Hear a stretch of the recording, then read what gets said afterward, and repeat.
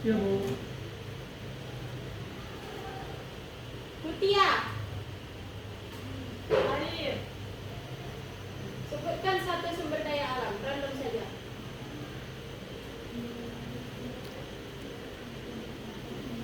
Pepohonan.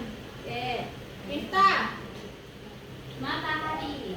Oke, Yoni. Air, Bu. Oke, Novia. Panas. Zulhan. Udara. Ada yang tidak hadir hari ini? Ada Bu. Ada Bu. Siapa? Yetri Bu. Kenapa dia? Apa? Apa dia Bu? Bolos dia Bu. Oh ya, kan sama Yatri nanti kalau dia masuk suruh menjumpai Ibu ya. Oke, Bu. Bu. Baik, sebelum belajar untuk mengingat materi minggu lalu juga ada alangkah baiknya kita berdoa. Berdoa menurut agama dan kepercayaan masing-masing. Berdoa dimulai.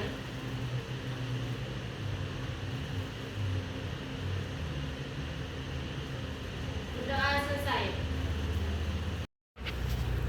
Baik, hari ini kita akan belajar mengenai perubahan potensi sumber daya alam.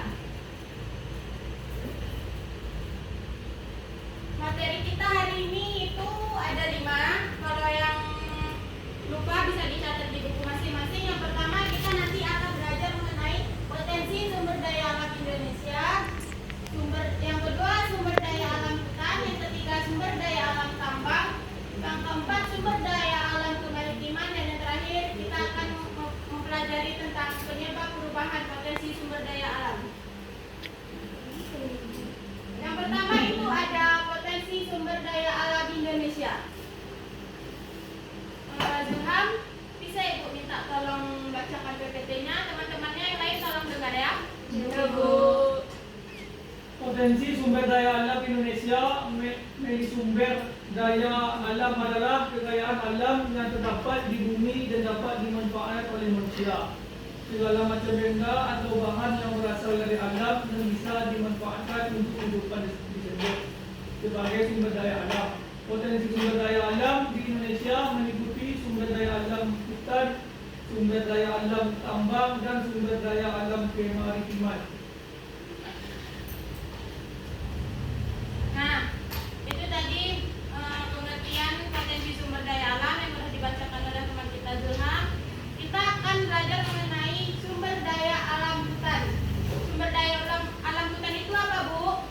Sebuah kawasan yang ditumbuhi dengan lebat oleh pepohonan dan tumbuhan lainnya. Hutan di Indonesia dibedakan menjadi 3 jenis. Yang pertama hutan produksi, yang kedua hutan konservasi, dan yang ketiga hutan lindung. Yang pertama itu ada hutan produksi. Kawasan hutan yang dimanfaatkan untuk menghasilkan bahan baku produksi. Hasilnya berupa produksi kayu dan non-kayu. Kalau hutan kayu ini dia menciptakan kayu-kayu yang nanti dijadikan akan bahan bangunan, bahan kerajinan seperti kayu jati. Itu biasanya banyak diproduksi di Jogja. Hasil hutan non-kayu itu hasil hutan yang sering kita temui. Dia menghasilkan buah-buahan dan sayur-sayuran. Yang kedua hutan konservasi. Kawasan hutan yang berfungsi pengawet keanekaragaman tumbuhan dan satwa serta ekosistemnya. Contohnya itu pelestarian kawasan suaka alam. Biasa kita kenal dengan hutan lindung. Hutan lindung ini biasanya dia dikelola oleh pemerintah. Ya, silakan. Dikelola dan pemerintah dan dijaga ketat oleh pemerintah. Yang ketiga, hutan lindung. Hutan lindung memiliki manfaat mencegah banjir, mengendalikan erosi, intrusi air laut, menjaga kesuburan tanah, dan suplai makanan dan energi. Biasanya hutan lindung ini terdapat banyak kita temui di sekitaran Kadina di gunung, yang mencegah agar dia tidak longsor dan mengganggu pemukiman warga. Kemudian kita akan belajar sumber daya alam tambang. Sumber daya alam tambang itu suatu kegiatan yang mengambil endapan bahan galian yang bernilai ekonomis dan berharga. Sumber daya alam tambang ini ada 3 golongan. Yang pertama itu golongan A, golongan B, dan golongan C. Nah, itu bisa kita lihat. Yang pertama itu golongan A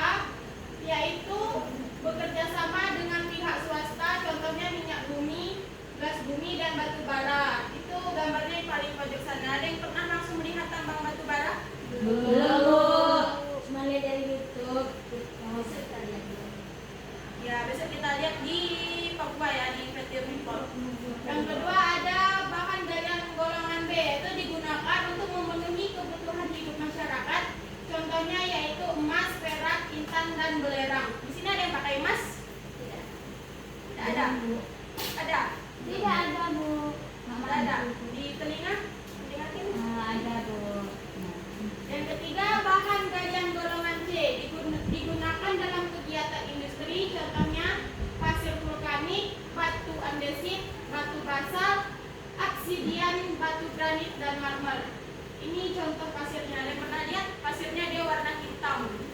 Belum. Dia biasanya ada di tempat pembangunan.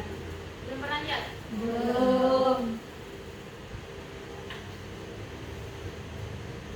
Yang ke materi selanjutnya yaitu sumber daya alam kemaritiman. Potensi atau kekayaan alam yang terdapat di wilayah laut dan pesisir yang dapat dimanfaatkan untuk memenuhi kebutuhan manusia. Sumber daya ini mencakup berbagai aspek yang berkaitan dengan ekosistem laut, kegiatan ekonomi yang berbasis laut.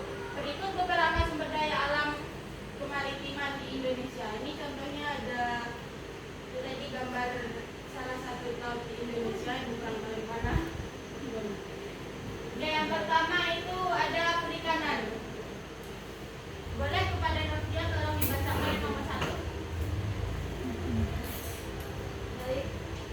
Yang pertama, perikanan merupakan segala usaha penangkapan ikan serta pengolahan sampai dengan pemasaran hasilnya. Perikanan laut merupakan usaha penangkapan ikan di laut yang dilakukan di pantai maupun tengah laut. Lanjut, Bu. Lanjut sebelahnya. Yang kedua, hutan mangrove. Hutan mangrove atau hutan bakau adalah hutan yang berada di daerah pasang surut air laut. Dua fungsi hutan mangrove sebagai potensi sumber daya laut di Indonesia adalah fungsi ekologis dan ekonomis. Di sini ada yang pernah lihat langsung hutan mangrove? Pernah benar. Di mana? Sumbar. Sumbar. Itu di Sumbar. Cantik. Cantik, Bu. Luas hutannya. Luas. Sangat luas. Oke, next terumbu karang dilanjut sama Miftah. Terumbu karang adalah batuan sedimen kapur di laut yang terbentuk dari kapur yang sebagian besar dihasilkan dari koral atau binatang yang menghasilkan kapur untuk kerangka tubuhnya. Nah, terumbu karang ini jarang ya kita temui. Biasanya itu dia ada di laut-laut Indonesia, tapi tidak semuanya terdapat terumbu karang. Biasanya yang terdapat terumbu karang itu yang ekosistem lautnya masih terjaga, belum dirusak oleh masyarakat. Selanjutnya ada energi kelautan, yaitu energi gelombang atau energi pasang surut, seperti energi arus laut dan energi panas laut.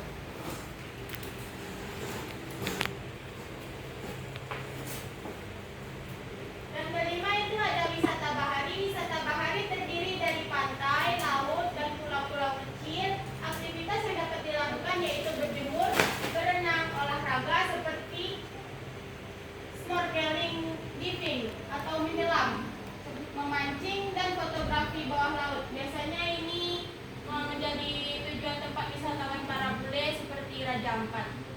Raja Ampat di Bali itu lautnya dijadikan wisata bahari yang bisa menambah pemasukan negara juga. Itu yang pertama ada gambar perikanan, yang kedua ada gambar hutan mangrove, yang ketiga ada gambar terumbu karang, yang keempat ini ada energi kelautan, dan yang terakhir itu ada Raja Ampat. Yang kedua ada penyebab perubahan potensi sumber daya alam. Faktor-faktor yang menyebabkan terjadinya perubahan potensi sumber daya alam yaitu populasi manusia, sumber daya alam, serta pencemaran dan kerusakan lingkungan. Ini itu ada disebutkan bahwa populasi manusia menjadi salah satu penyebab perubahan potensi sumber daya alam. Ada yang tahu kenapa? Setiap tahun populasi manusia itu meningkat atau menurun? Meningkat dari angka kelahiran. Nah, itu menyebabkan perubahan potensi sumber daya alam, karena semakin banyak manusia maka semakin berkurang juga potensi yang tersisa. Yang kedua ada sumber daya alam serta pencemaran dan kerusakan lingkungan. Ini pencemaran dan kerusakan lingkungan ini banyak terjadi, kita temui seperti penebangan pohon, kebakaran liar, pembangunan pabrik-pabrik seperti yang kita ketahui sekarang di Kalimantan itu dibangun di kota. Terdapat banyak yang tidak setuju karena biasanya ibu kota itu kan di pusat kota seperti di Jakarta.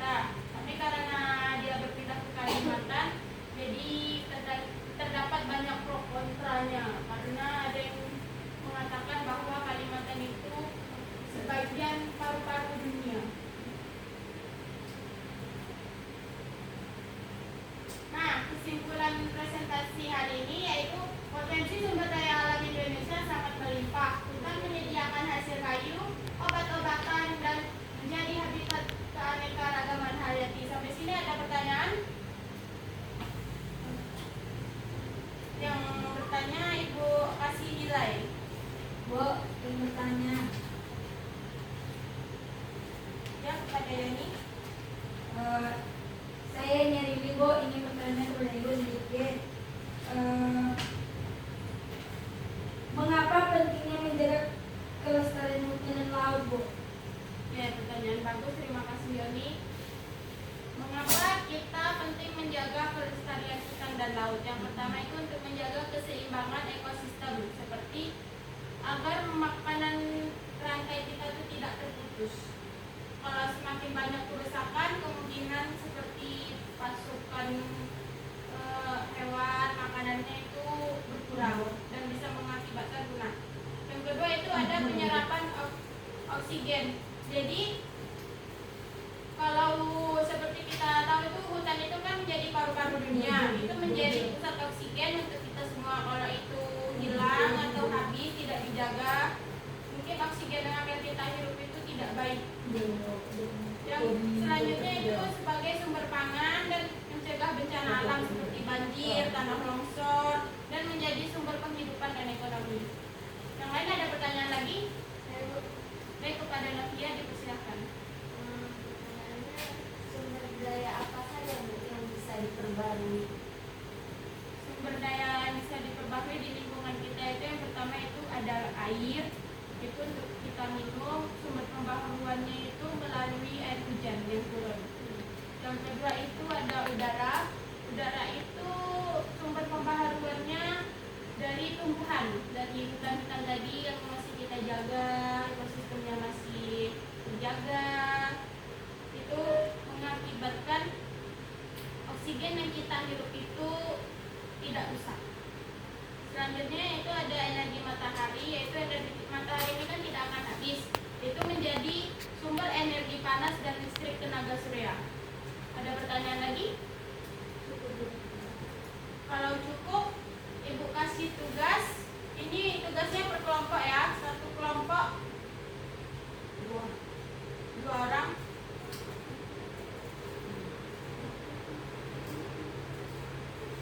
Kaca. Tidak ada pertanyaan, Ibu kasih tugas ya. Tugasnya satu kelompok itu 2 orang. Jadi nanti Ismi sama Zuram kelompok 1, Novia sama Yoni kelompok 2, Nusta sama Mutia kelompok 3. Tugasnya itu kelompok 1. Kak dulu. Oke.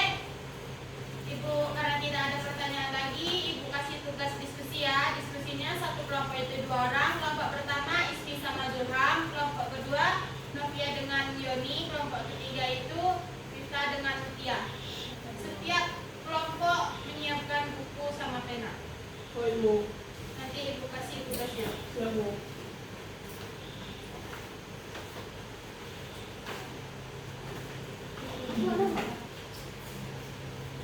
Kita dari kelompok 3 dulu aja ya.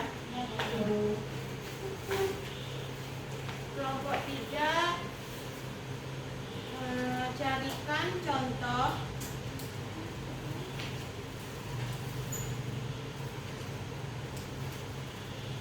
tiga potensi sumber daya alam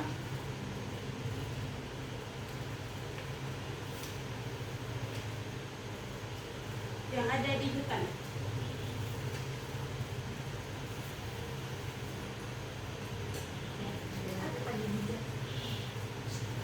Kelompok 2 carikan 3 contoh potensi sumber daya alam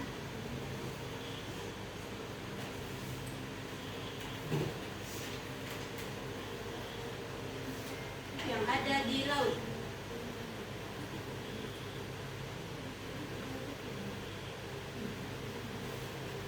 Bu, Kelompok 1 berikan 3 contoh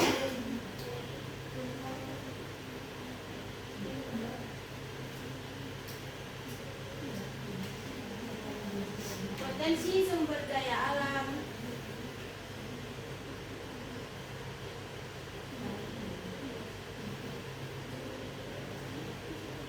Yang ada di lingkungan sekolah.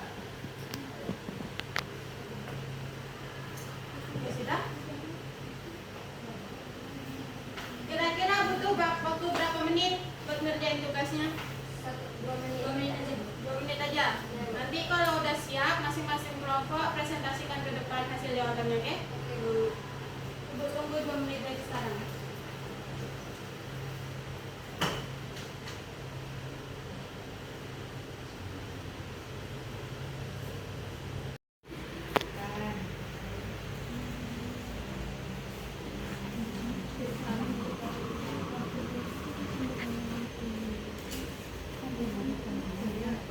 Waktunya tinggal 1 menit lagi ya.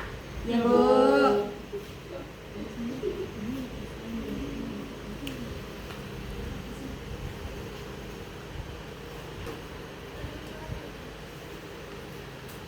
Ya, Bu, dari kelompok 2 udah selesai. Berarti udah selesai. Ya, Bu. Kelompok 1, Enggak, Bu. kelompok 3 udah. Sudah. Dan kelompok 1 yang presentasi duluan ya Bu, tadi kami yang dapat soal pertama. Presentasinya mau sesuai kelompok atau diundi? Itu saya kelompok Bu yang pertama. Sesuai kelompok. Oke, kelompok 1 maju.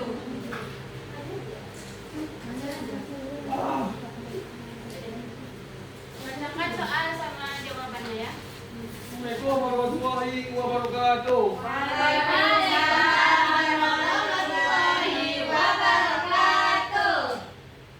Baik, saya akan menjawab pertanyaan dari Bu Maya Nurdiana, yaitu berikan 3 contoh potensi sumber daya alam yang di lingkungan sekolah. Yang pertama yaitu tanaman dan vegetasi. Yang kedua air. Yang ketiga yaitu tanah. Oke, yang terus buat temannya. Kelompok 2 berkira-kira.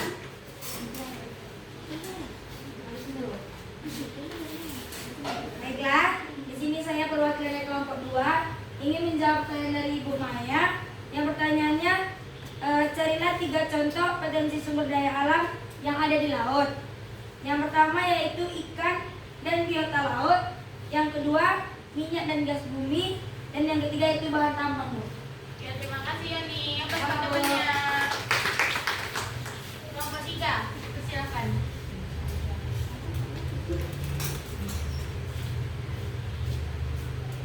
Baik, di sini saya akan menjawab pertanyaan dari Ibu. Pertanyaannya mencari 3 contoh potensi sumber daya alam yang ada di hutan. Yang pertama ada pepohonan atau kayu, air sungai, buah-buahan dan udara. Oke, terima kasih kepada dokter. Berhubung diskusinya udah selesai, Ibu harap jawaban teman-teman yang lain tadi diingat ya. Misalnya minggu depan Ibu kuis, Ibu tanya satu-satu. Yang nggak bisa jawab dapat hukuman.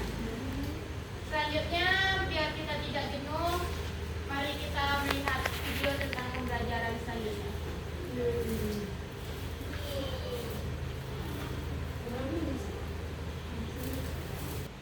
Oke, ini ada video tambahan, video animasi untuk anak-anak Ibu. Tolong disimak videonya ya.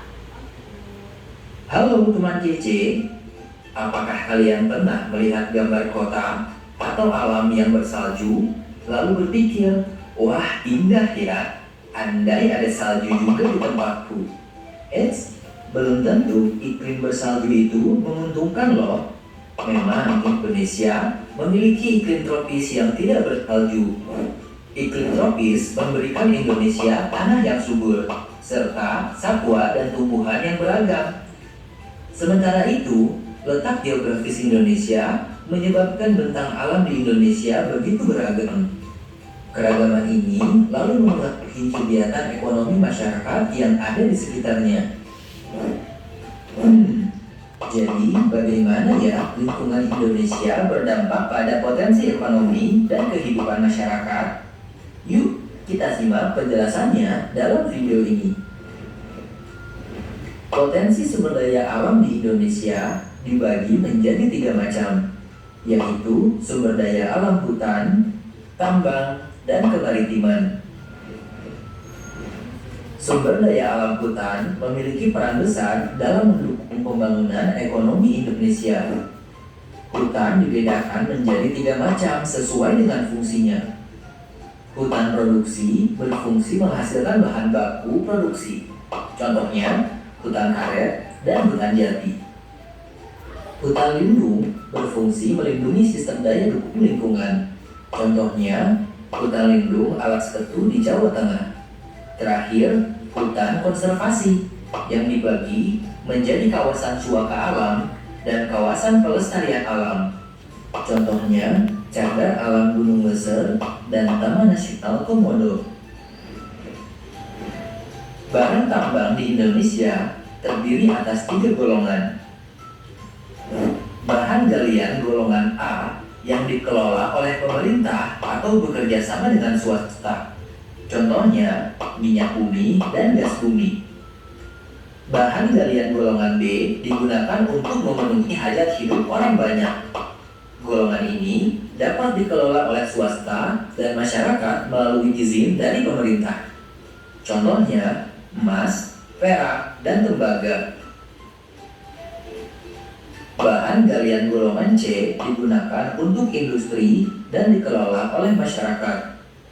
Contohnya, pasir dan batu kapur. Laut Indonesia juga menyimpan potensi kekayaan yang besar. Potensi sumber daya kelautan Indonesia adalah perikanan, energi kelautan, dan wisata bahari.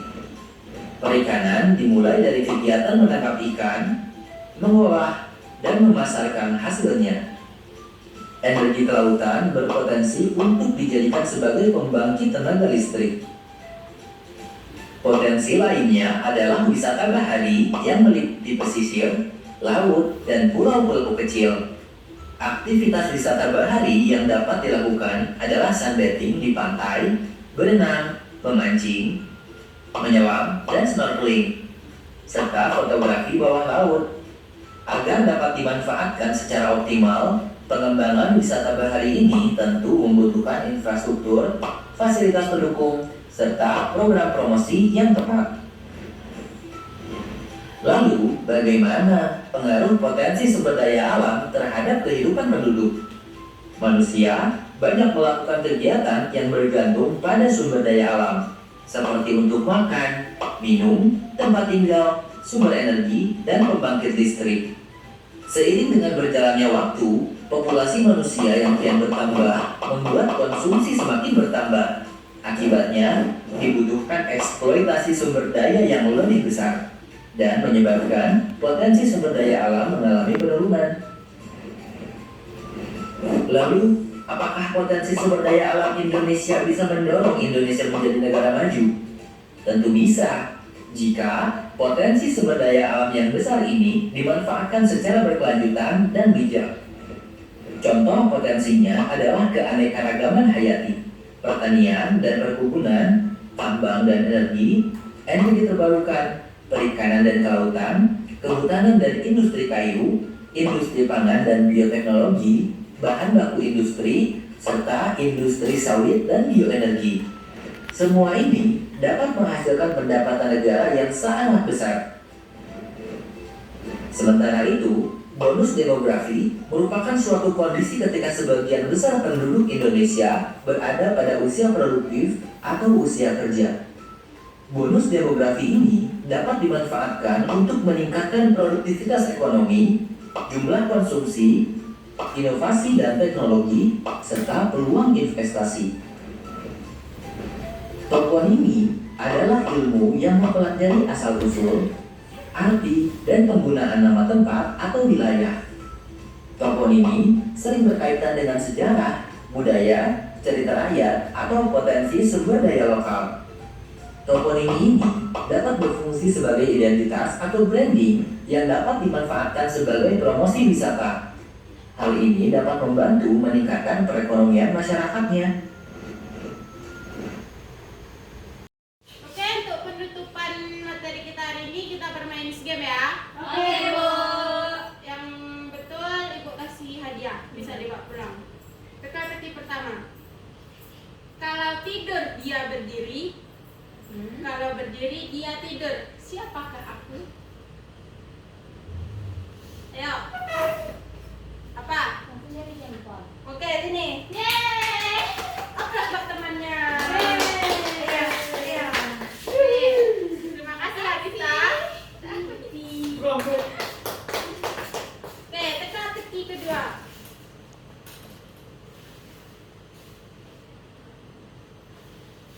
Aku buah. Tapi kalau huruf pertamaku dan terakhirku dihilangkan, aku jadi hewan. Siapakah aku? Ayo. Aku buah. Kalau huruf pertama dan terakhirku dihilangkan, aku jadi hewan. Siapakah aku? Ayo.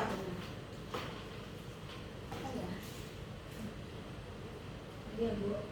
Ya.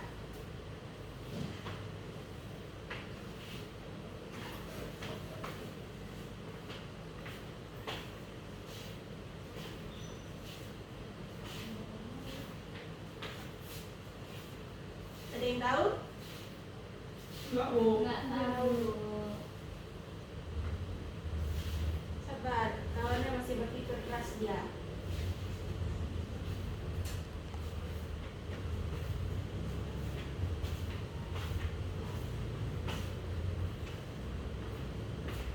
Nyerah.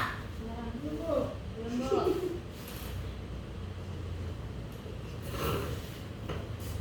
Aku Apa ya nih? buah angsa, kalau yang dihilangkan L-nya sama T-nya jadi angsa. Oke, betul. Sini. Silakan aja ya nih. Iya, sama-sama.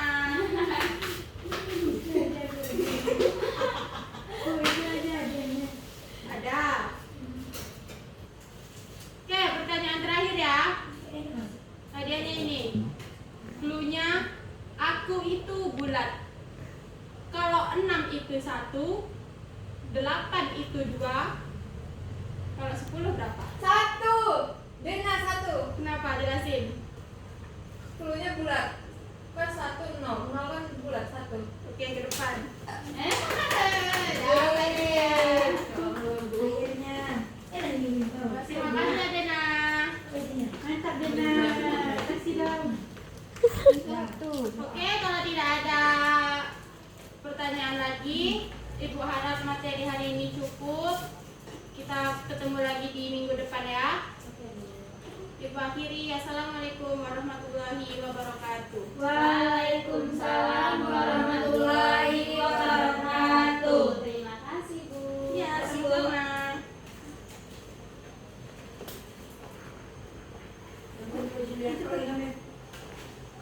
Itu dulu. Nanti waktu aku ambil balik baju. Aku bukan baju ya. Ini masih Di baju dulu.